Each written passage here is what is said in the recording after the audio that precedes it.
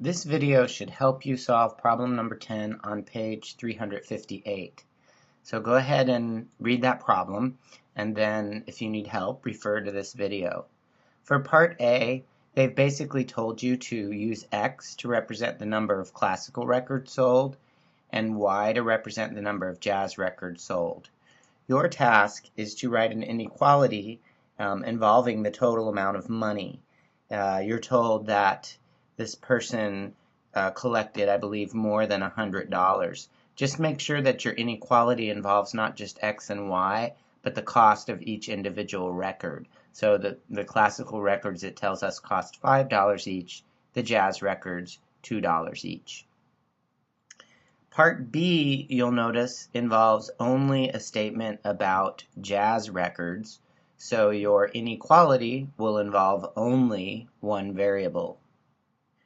For part C, it says that no more than 40 were sold, so that's going to involve both variables because you need to represent the total number of records sold, both classical and jazz, and you need to use the correct inequality symbol to show that that was no more than 40 records.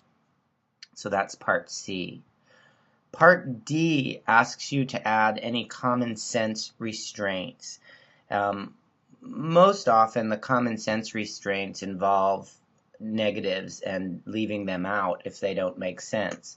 So think about whether negative numbers make sense here, and if they don't, then you need to write inequalities to leave them out. So you need to make a statement about X and then another statement about Y that uses inequality symbols and basically means we're looking at non-negatives.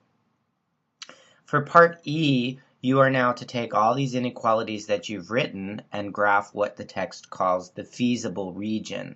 And that is what we practiced in class. So you put all the graphs on one coordinate plane, and then you shade in the solution region. And finally, it asks you for the coordinates of the vertices. So whatever shape you get, find the coordinates of each corner. Okay, please have that ready for class tomorrow.